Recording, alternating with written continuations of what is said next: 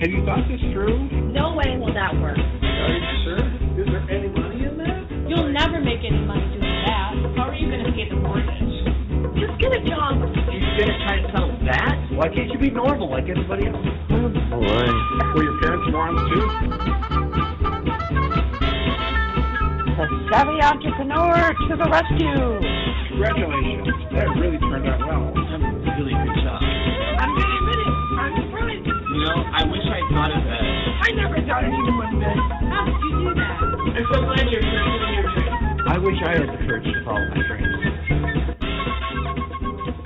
Good morning, all you entrepreneurs and small business people out there. You're listening to the Savvy Entrepreneur Show. I'm Doris Nagel, your host for the next hour. The show has two goals: to share helpful information and resources. You know, if I can help just one of you entrepreneurs out there to not make some of the many mistakes I've made, then I've been successful. The second goal is to inspire. I don't know about you, but I've found being an entrepreneur is confusing sometimes, often lonely. You have no idea some days if you're on the right track or not, or where to turn for good advice. So every week on the show, I have guests who are willing to share their stories and their advice. And this week's guest is Kim Meckwood. She's the founder and owner of an up-and-coming small business called Click and Carry, who joins me this week to share her journey as an entrepreneur so far. Kim has had plenty of ups and downs, and I think she'll share a little bit about some of those. And I'm sure some of hard-earned advice that she's gathered along the way for other entrepreneurs out there. She's been featured on Shark Tank. She won the 5-minute pitch, and Redbook magazine recently featured the Click and Carry as one of its top stocking stuffer gifts under $20. Her product is sold through Amazon and now through Lowe's.com, and she successfully expanded her business internationally, selling into England and Japan. Her company regularly donates to Canine Companion, an organization that helps people with disabilities with highly trained assistance dogs. Kim, thanks so much for being with me today. Welcome to the Savvy Entrepreneur. Thank you, Doris. I'm thrilled to be here. What an honor. I am delighted to have you. As I mentioned before the show, you have lived an insanely full life, and I have a feeling that's just how you tackle the world each and every day. But, you know, before we get into that, talk a little bit about your business. What is Click and Carry? How did it come to be? Who are your target customers? Perfect. Well, so Click and Carry is a simple handle device that helps shoppers to manage and carry multiple bags at once comfortably, either in your hands because there's a comfy gel grip, or over your shoulder for a hands-free carry.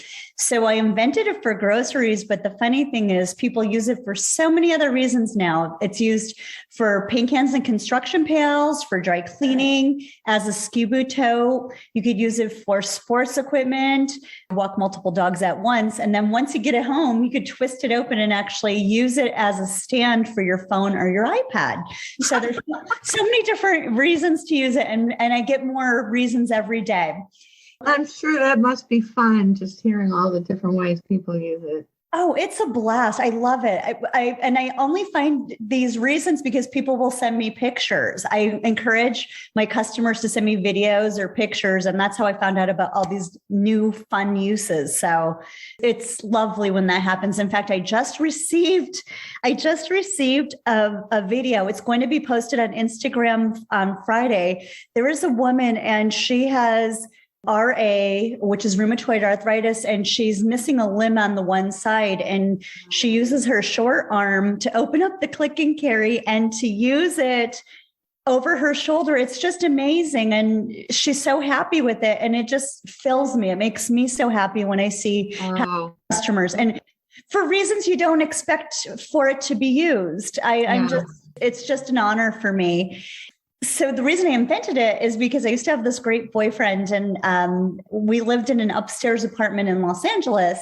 And when I would be done grocery shopping, I would call him and he would come down and grab all the bags. And then when we broke up, I had to bring in my own groceries, and it was such a pain in the butt. So I knew there had to be a better way. And I came up with the idea of Click and Carry. So that's how it became a thing. Wow. Well, you make it sound so simple, though, but there's a lot involved with something even as simple sounding as what you're talking about. I mean, you have to have a design, and you can't just, like kind of sketch it out on a sketch pad. You need to, I don't know much about it's, I assume it's plastic, right? It is. It's ABS plastic, and the comfy gel grip is something called TPR. And to your point, you're right. It wasn't easy. It took years and years, but it was very fun. I come from a background of pharmaceuticals and the medical device industry. And at this point in my life, I was actually selling a drug that was just a slight iteration to an old gold standard. So there really wasn't a lot of science to talk to the physicians about. I worked with neurologists. And so I would tell them about my idea. And one in particular, who happens to be one of my best friends, her name is Dr. Jennifer Huey. She's a movement disorder specialist, which means she's a neurologist at USC. And she works predominantly with Parkinson's patients and essential tremor patients. And she would say to me, Kim, will you shut up and stop talking about it and do something about it? So I did. I actually hired her neighbor. At the time, she was living in Pasadena, and she had an upstairs neighbor who was getting her master's in product design at the Pasadena Design School. Wow. And yep. And the beautiful part about that is that Audrey knew how to do 3D CAD printing, and the Pasadena Design School had access to a 3D CAD printer. If I had paid for a CAD printed design at the time, it probably would have been a couple of $1,000s. But because the school had access, I paid about $200 per iteration, and I went through 9 iterations before I came upon the winner. Oh my goodness. Yes. And wow. So $1,800 was the super cheap version of it. Huh? Exactly. And that was wow. That was the winning version. In fact, it's funny because the initial design that I had that was sketched on paper it still looks the same, but what would happen is it looks kind of like a boomerang without a top. And when you set it down, the bags would pop out. So I knew that there had to be a top to hold the bags into place. So the next iteration had a magnet. And then it slowly evolved to being a twisting mechanism. It was designed after actually a barrette that inspired me. So now it's all one unit. It forms an X. So you can easily load and unload bag handles or purse handles or sports equipment handles. So it evolved along the way. It took a little bit of time, but what I would love to tell all the entrepreneurs out there is there's so many amazing resources out in your community. For example, I hired a student from the Pasadena Design School, but there's the SBA. There are all kinds of colleges with engineering departments or design departments, art departments. There's SCORE, SBA. There's the Patent and Trademark Resource Center, so it could help you to do a patent search, to help you to design or draw your renderings for your patents. So there are a lot of amazing resources out there. You don't have to put a lot of money into your project. You can be smart. Wow. Well, talk about the manufacturing process. Now, that's no small matter either. Like I said, I don't know much about plastic manufacturing, but usually you either have to have some kind of a mold usually. Yeah. And those are not always cheap to do either. And you got to find somebody reputable to make it. So talk a little bit about that process. Sure. So that's another happy mistake that kind of fell into my lap. Like I said, I live in a condo in Los Angeles, and across the hall for me was this guy. His name is Stuart, and he worked for Thai. That's the company that makes Beanie Babies. And he actually set me up with a Chinese manufacturer, and I made my first mold. It was about $5,000, but I had to make the mold because I wanted to make sure that my 3D CAD rendering would work. Right. And there were some. You gotta have a prototype, basically, right? Exactly. So the 3D rendering was perfect, but that doesn't mean it's going to hold the weight. It's not going to actually be functioning. So I made the mold. It was $5,000, and it didn't work. There were a few problems. Oh, no. Mm-hmm. But luckily I was able to modify the mold, and I made some necessary changes. And actually the good news is it led to my second utility patent because of the modifications that I had made. So I was able to produce the product. And then once I had the mold in place and I knew I had a viable product, that's when I went to a patent attorney to file a patent. My first patent. I have 2 utility patents on the click and carry, but it's interesting because I've since gone to a different manufacturer and I love my new manufacturer, except they keep raising my prices, but they helped me to redesign the product where I can reduce the amount of weight and plastic used in my product. So now my product is only 3.5 ounces. So that not only saves the customer, they'll have something very lightweight to hold in their purse or in their pocket, but it's a lot less expensive to ship it to the United States because I shaved about an ounce and a half off of the original weight of my product. Well, and it takes less raw materials too. So exactly, that's good for the environment. I'm sure it costs slightly less to make as well. That's exactly right. Well, I wouldn't say less, but it's well, theoretically you would think it would, but I don't know, especially with COVID. Has your product been affected by all the supply chain issues? Yes, of course. But the interesting thing is I ordered my product, my most recent full container load. It was the first time I ever ordered a full container. So that is about 63,000 click and carries, which is crazy to me. Wow. It is. It's crazy. It was a big financial investment. I ordered it in June, and then literally 2 weeks later, CVS wanted to carry it. Sadly, that deal has fallen through. They decided to go with a beauty product, but perhaps I'll be on their shelves next year. But then I ordered another 12,000. So I shipped the 12,000 first. I had to rush order that because it was still a go at the time with CVS. Oh, so, no. I know. Don't worry. It'll work out. It always does. And I made it in the CVS red, which is also the Target red. So hopefully Target will be my new account in the meantime. So the good news is I ordered all of those products in June. So I was able to receive the 12,000 I made for CVS to my 3PL in September. And then I just received my full container load in October. So I'm all set for the holiday season. I have a lot of click. That's good. Look, yeah, I mean, in retrospect, making sure you had plenty of inventory really required people to order way, way in advance. And unfortunately, that's just not what happened for a lot of small companies. And I've been reading about how small companies especially are being squeezed with these supply chain issues because you just don't carry the same cloud as a Target or Amazon or Walmart or something, right? That's absolutely true. And it was very expensive to ship it this time. I mean, I can't believe how expensive it was to get it into the United States this time around. It's heartbreaking, but that's the cost of business, I guess. I guess. Does it make you think about trying to source products from the US at all? Yeah.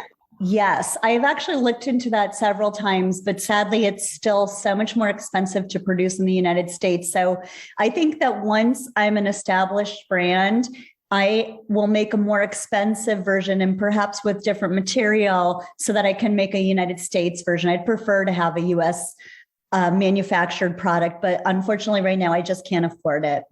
Yeah, isn't that that's a sad commentary.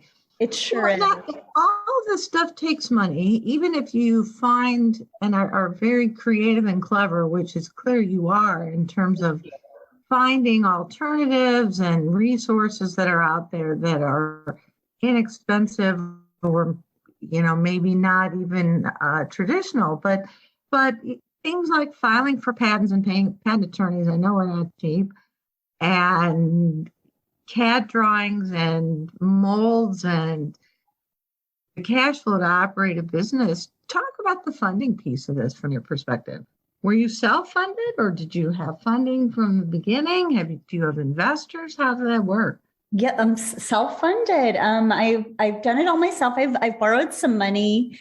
But for the most part, I'm self-funded. And that's why my business grew so slowly because I'm single and a homeowner in Los Angeles. So I always had to work a full-time job to pay for that. So with all of my extra money, I put it into Click and Carry, which has been an expensive endeavor, but it's starting to pay off now. And now it's my full-time job. So hopefully, knock wood, the success continues so that I can continue to work on Click and Carry full-time, because I have 2 new inventions coming out.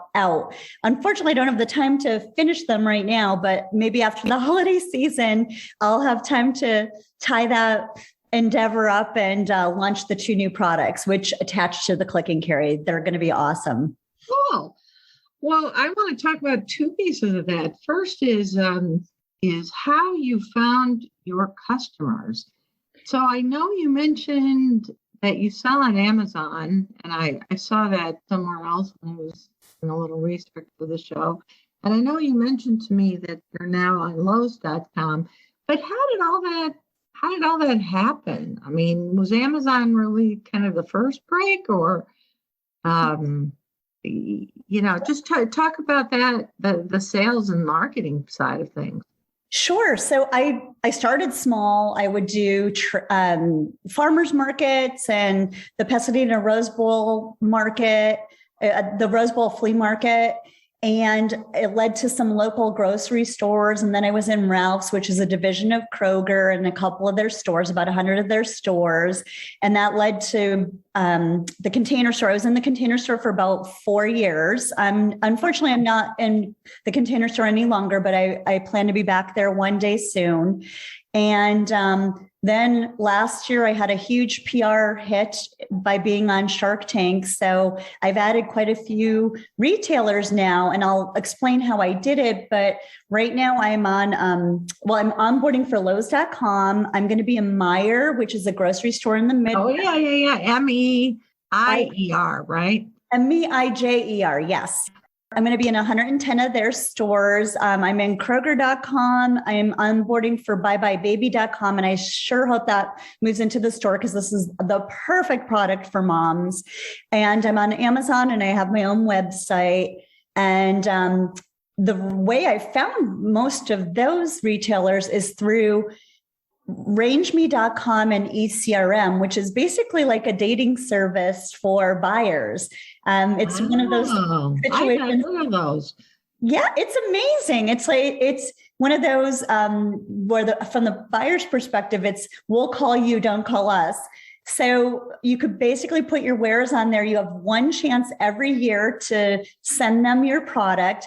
Or you could do trade shows. And I did a virtual trade show in May. And that's how I onboarded with all of these companies, including CVS and then Zulily. And I'm already on QVC.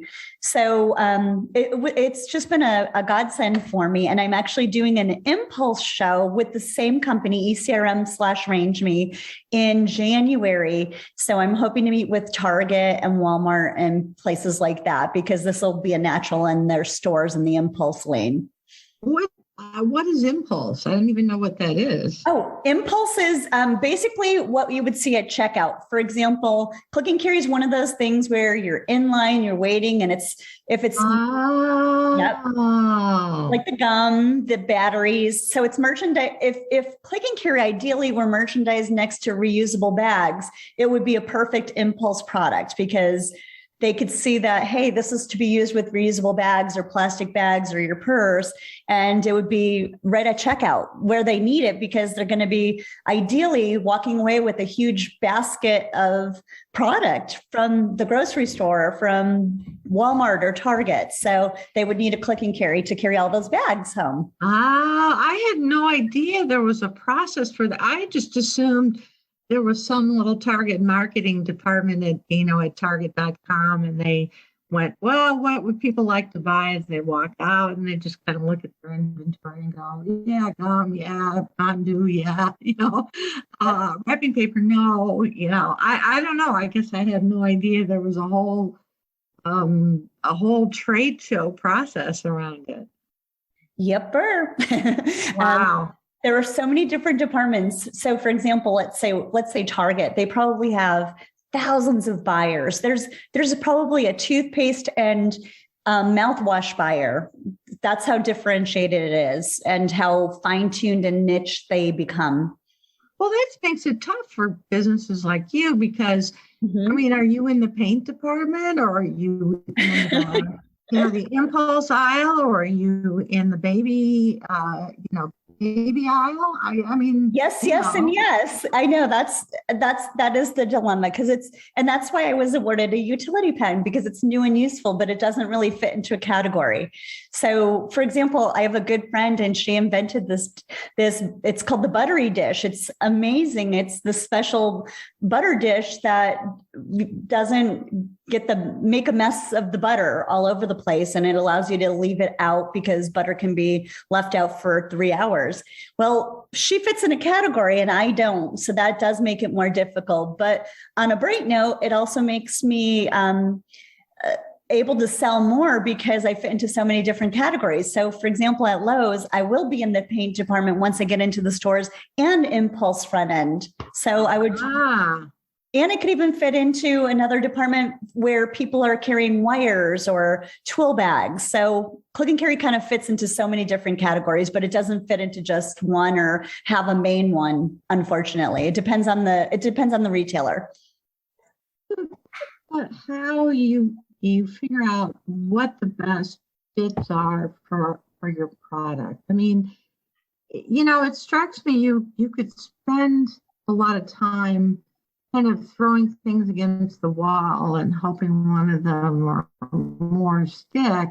But how do you go about figuring out what's the right way for your product? I mean, people think of Amazon, but I suppose Amazon, in fact, I'm pretty sure, has some pros and cons. I mean, talk a little bit about Amazon in particular. Sure. So the funny thing is, I never viewed it as a real good channel for click and carry. Right before I went on Shark Tank, I was in that 5-minute pitch contest.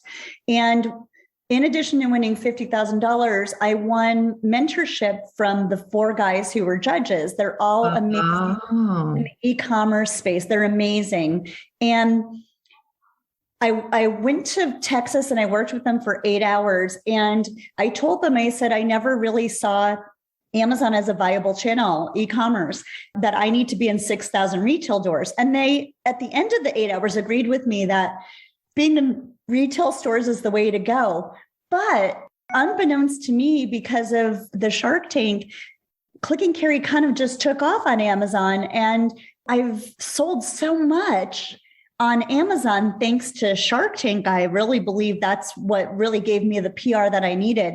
But now it's a really consistent sales channel for me. And I've been selling quite a bit there. And then when I take that information, when I take that data and I give it to the retailers, they're more likely to bring me on board because I have consistent sales on Amazon. So it's been a happy surprise for me that Amazon is going well. That is absolutely great. What are some of the things people should think about in terms of selling on Amazon? Oh, boy. Well, so I have a unique product. A lot of people, they'll take an old gold standard and make a slight modification, source the product, and then sell it. And they'll sell a whole bunch of different items. And right now I'm just selling the one item, and I really need to expand that.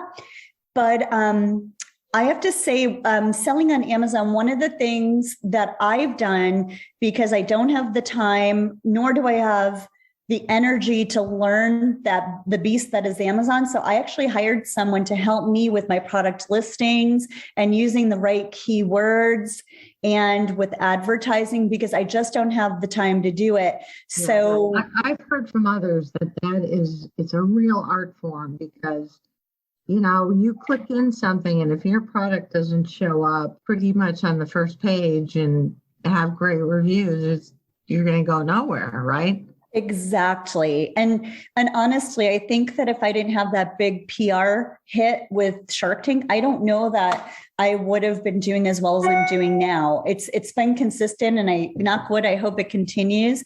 But I knew enough to know that I couldn't tackle that beast, that I needed to tackle getting into the retailers. So I outsourced that. And I'm so thankful that I did. It's just, I wish I understood a whole lot more about Amazon, and I'm being patient with myself, and I'm learning a little bit every day. So I continue to go on and try to learn, and I pick the brains of the people that I hire to help me with listings and whatnot and keyword searches, and I have them teach me tricks. But it's one of those things that I can't do it full time. I have too many other good viable channels like the retail stores and promotional products industry and affiliates and influencers. That's another great channel for me. Well, I'm sure it is.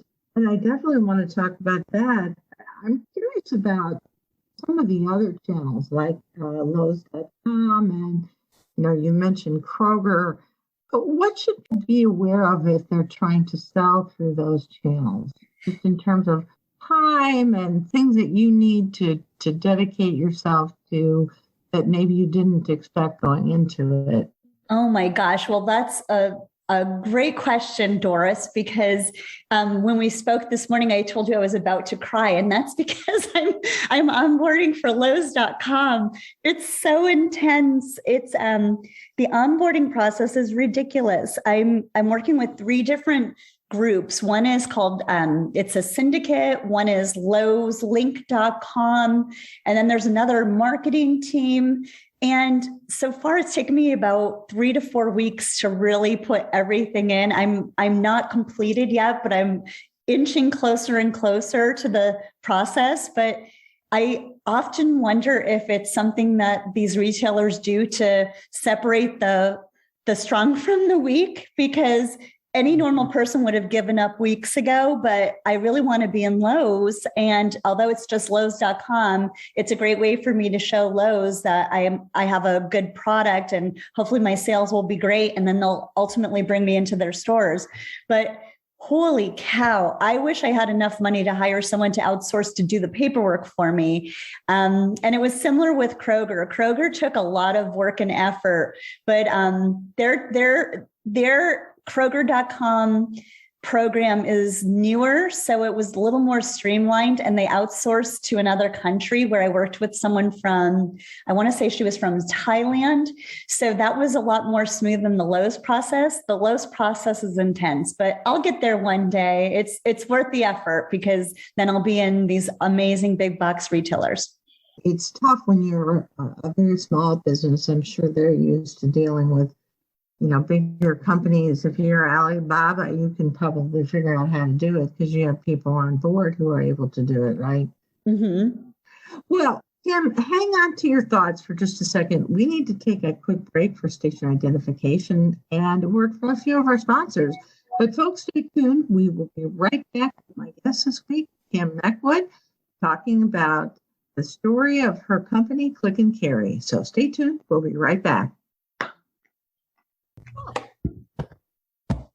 This is Doris Nagel, and you're listening to the Savvy Entrepreneur Show. My guest this week is Kim Meckwood. She's the founder of Click and Carry, a small but up-and-coming consumer product company, and she's here with me this week to talk about some of the ups and downs and ins and outs. Well, Kim, we've kind of danced around some of the questions that I'm sure my listeners are dying to hear about, because, you mentioned you were self-funded. It's a challenge because being self-funded can limit your growth, and in some cases just flat out cause cash flow problems. But you are very creative and have done a couple of interesting things. One is obviously Shark Tank, and I'm sure people are dying to hear about what it was like to be on Shark Tank. I think I saw somewhere you had the record for a number of attempts to try to be on the show. Is that right? It is, yeah. I applied 7 or 8 times. I was not going to stop. I was very persistent. I just love that show, and I knew it would be the perfect vehicle to get the word and message about Click and Carry out there. It was magic. Well, it's an interesting show, and I guess what it proves is even if you don't win, it's still phenomenal advertising for the businesses who are on the show, right? Absolutely. And there's so many ancillary benefits that come from Shark Tank as well. For example, on Mondays, I meet with other entrepreneurs who've been on the show. Not all of us, but we all have a special group on Facebook.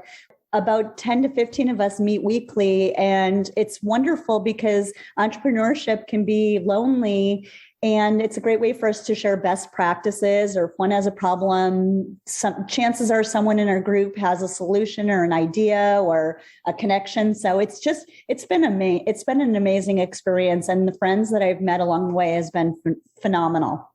Wow. So basically there's a mastermind group of former Shark Tank participants. Yep. That is very cool. I would never have guessed that. I love it. It's so much fun. Well, so what was it? Everything you had hoped for being on the show?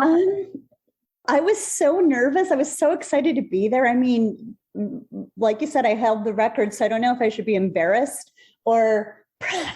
No, you should be proud, because being an entrepreneur is about sometimes digging your heels in when you know that it's the right thing to do, and just being stubborn as hell. And I guess so. Yeah, you're right. And I always say no is just no for now. So I kept coming back, but it was an amazing experience. It was about the scariest and most exciting day of my life. I was so nervous. I actually ran out of saliva, and luckily I did. Right. Oh, I had nothing left. At one point, Lori asked me a question. I said, "Hold on, Lori." And I totally left the stage. Luckily, I had hidden a bottle of water off stage, and you're not supposed to leave the stage, but I couldn't help it. I honestly could not talk anymore. I'm surprised that a show like that, couldn't they afford to give people a bottle of water, for heaven's sake? Seriously. I guess they just want to get you on camera for the least amount of time possible. But I was there for 50 minutes. Wow. My 8.5 minutes was cut down to about, my 8.5 was cut down from about 50. But everyone was laughing because I decided to leave the stage to have a glass of water.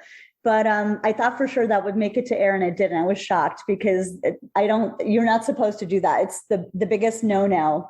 So well, there you go. But again, you're stubborn. So you're like, I need a glass of water. I don't care about your stupid rule. Honestly, I need to do this, for us to be able to continue to film this show. So, Well, it was interesting. One of the little clips I saw, I didn't get to see the show itself. I probably watch less TV than most human beings that I know.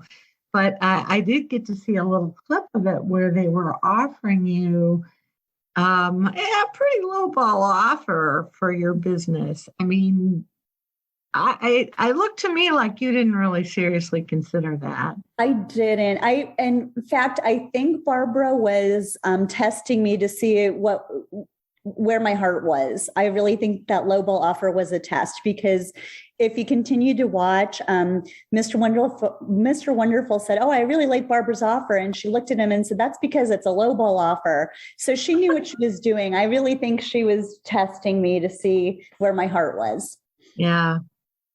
Well, and I think you given the fact that you've got all these new channels, ironically, she lowball offers you this, but the show platform itself provided you with channels that are way beyond the kind of money she was talking about. Absolutely, it's been a godsend. So the moral of the story is it was worth being persistent and knocking on Shark Tank's door, because just the publicity from the show alone was amazing. It's interesting because it turns out it's more difficult to get on Shark Tank than it is to get into Harvard. Apparently 40,000 people apply every year. Yes. And I think about 300 make it to work with the producers. And I think probably about 150 people film, and maybe about 100 make it to air. It's oh, wow. It's quite a process. So I'm really proud of that. You should be. I guess it's, what kind of people should think about being on Shark Tank, do you think, having been through this process and being a big fan of it? Gosh, I would have to say anyone who needs a bunch of eyes on their product. So for me, I knew that I believe that the viewership was about 3 million people watch Shark Tank every week, but then now it's shown on Hulu. So people by the way, could see my episode, which was season 12, episode 8 on Hulu. But anyone who was interested in getting funding, number one, anyone who's interested in getting publicity and getting the product message and awareness out there, and anyone who sees any of those sharks as mentors and potential guides. I feel like you need to have a bit of thick skin, though, too, to be able to come out from the experience with a lot of positives. Yeah, it was a fantastic experience. And the funny thing is, I actually didn't make it to air when I filmed it.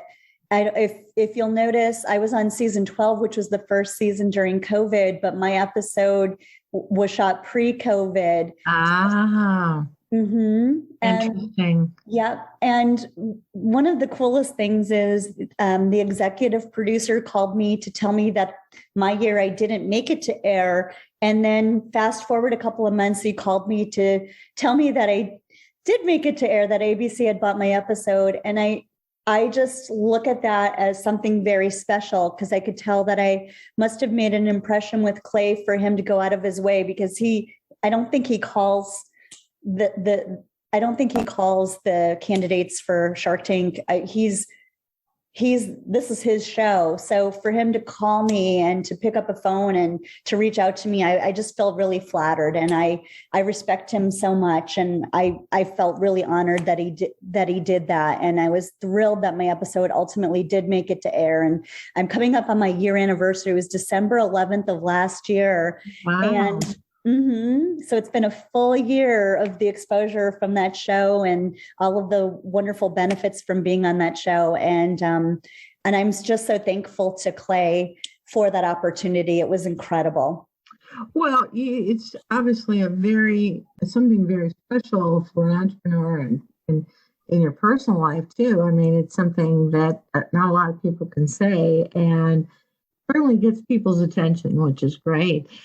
You know, I'm pretty impressed with your winning the 5-minute pitch competition. It seems like a lot of people are focused on, I got to find angel investors, or I need to find venture capital money. I don't know, maybe that's because of a lot of media play about, some of these tech unicorns maybe. But, the reality is a lot more pedestrian, I think, for most startup businesses. And I'm constantly surprised, because I talk to entrepreneurs all the time. I'm at how few people mention to me that they're really targeting pitch competitions. Talk about a little bit about that process. I mean, how did you decide to focus on this pitch competition? Did you apply to other pitch competitions? What did you learn, and what recommendations would you offer to other people who are looking at pitch competitions for funding?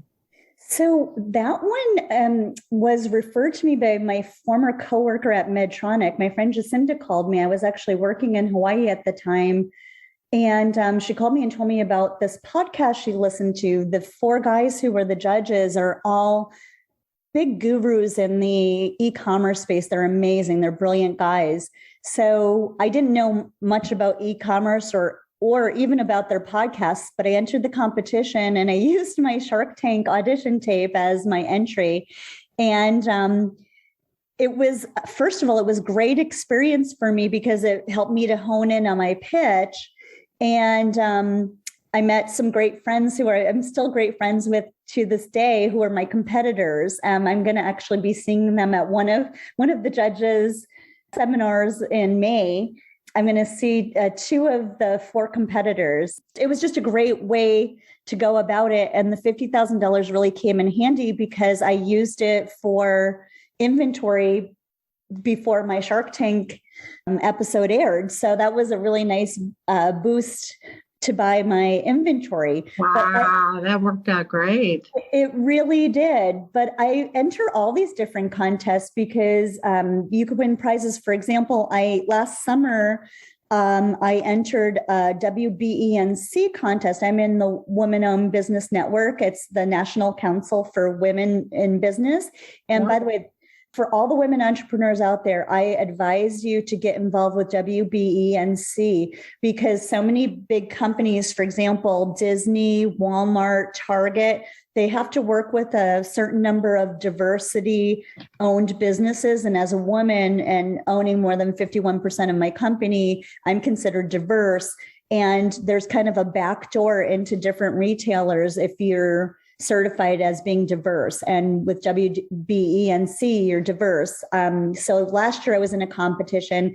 I wasn't the winner. The winner ended up with $20,000, but I won $2,000. I was one of the 3 runner-ups. And it's just a great way to find some additional funding. Plus there are grants that you can apply for. There's something called Hello Alice, which is another great way for women entrepreneurs to find grants in their area, or there's one for the African American community. So sometimes there's different ones for the New England area. There are all kinds of different grants available. And then, as I mentioned earlier in the call, contact SCORE, where you can find a mentor who is someone.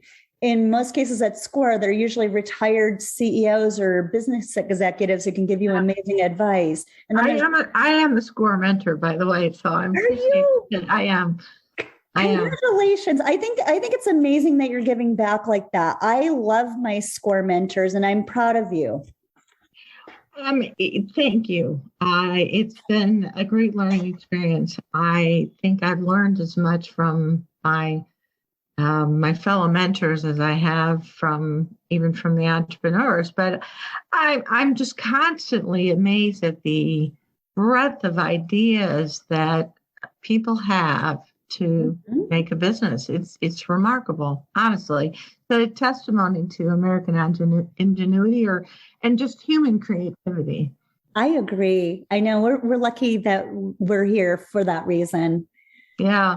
Well, all right. So pitch competitions, great way to get a little cash, refine your pitch, right? Mm-hmm. And maybe even get some pretty high level feedback about your product and your business model, right? Yes. It for me, boy, that 5-minute pitch really worked wonders. The prize money was great, but it was more the mentorship that really helped me out. They helped me with my due diligence paperwork for the sharks. How do you find out about pitch competitions? And, having been part of them, what advice would you give to people who are looking to maybe get some money and some feedback through pitch competitions? There are usually so many that are local. For example, where I lived, when I first started out, there was something called the Dolphin Tank at one of the local colleges. It was Cal State Dominguez Hills. Then some other schools. So, for example, I judge a competition every year. It's been for the last 7 years at USC. Each year they do a competition for a huge prize. I believe it's $85,000. It's called the Wow. Yes, it's the Lloyd Grafe competition. Now, granted, it's for students or recent grads of USC. There are so many different places that you can go and find these competitions. And every year they give out $85,000 to the winner, but they give out a total of $150,000 at USC. But that's amazing. That's someone that's probably getting some credits for their course and moving ahead in their business at the same time. They're killing 2 birds. Right. I know here in this area, the University of Wisconsin and the state of Wisconsin sponsor, a competition. They call it the Governor's Entrepreneur Award or something like that. It's a pretty nice prize and lots of media attention, and you get to shake the governor's hand. I don't know, maybe that's a good thing, maybe not. I have no idea. but it's pretty prestigious. And I know that the people who participated, many of whom have participated more than 1 year in it, love the connections they made and the exposure and just feedback that they've gotten to help them refine their business model and maybe even think about some different angles that they never even would have thought about on their own. Absolutely. That's why it helps to get involved in those competitions. You're just going to move your business forward and learn so much.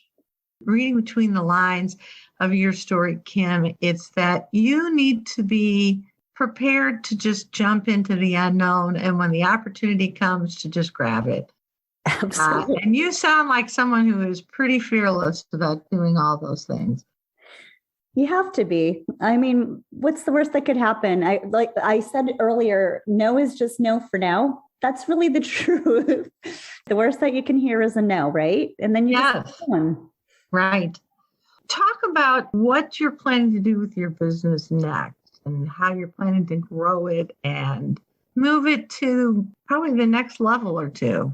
Sure. So I actually have 2 new inventions coming, and they're attachments. They're strapping systems that attach to the click and carry. So with the one attachment, you can carry oblong objects like a stand-up paddleboard, a surfboard, a ladder for the construction industry.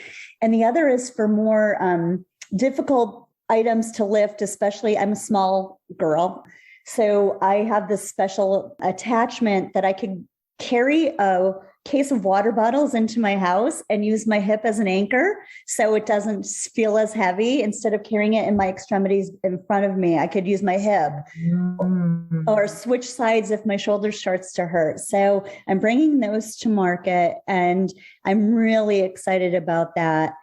So I'm a 2-time breast cancer survivor, and I sadly just got hit again in June. So I had a surgery in June and then radiation in August. So it kind of set me back a little bit with click and carry, but I made a special pink ribbon breast cancer click and carry.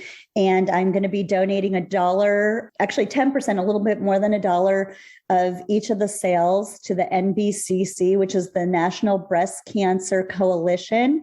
And they're actually right now working on research that would be able to stop cancer in its tracks, very similar to the mRNA system that is used for our COVID vaccinations. It's going to be a very similar system. So they're working on some cures for breast cancer. So I'm selling those click and carry pink ribbon in hopes that the donation that I make can help them advance their cause. That is phenomenal, Kim. It's really inspiring, and I hope everybody listening looks for those pink click and carry items, knowing what a great cause that they're going to support. Thanks, Dora. Yeah. You also support canine companions. That's a pretty cool cause, too. Absolutely. I found them. This is such a weird story, but I was at my house. All entrepreneur stories are weird. So I think that sort of, goes with the territory. Oh boy, it's crazy. Yeah, I have the weirdest life. But I was at my house and my friend Lana called me. She said, "You're not going to believe this, but I just saw a dog with sunglasses and a cap using a click and carry." Oh my goodness. And it was so strange. And the funny thing is, it was a special one that I made for an Irish grocery chain. So I don't know how this guy ended up getting that click and carry or how he taught his dog to use the click and carry, but he did. So that dog's name is Cole, and Cole introduced me to this other surfing dog. They both surf as well, Charlie. So Charlie and Cole, not only do they surf, but they carry the click and carry. So they'll bring their own drinks to the beach.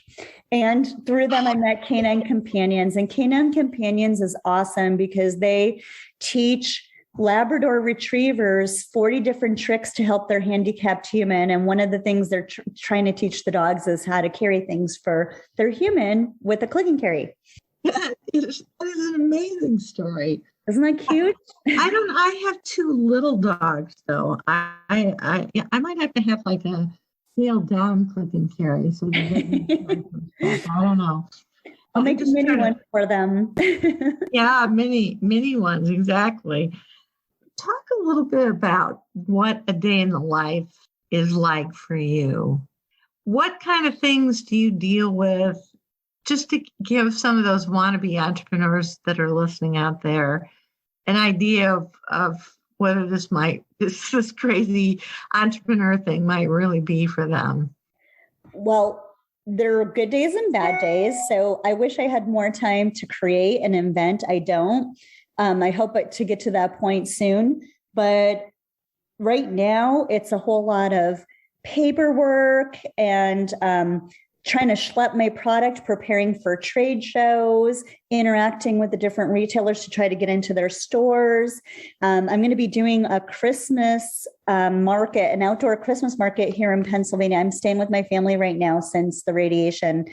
I'm going to do an outdoor market, and I'm going to dress as the Click and Carry fairy and try to get some.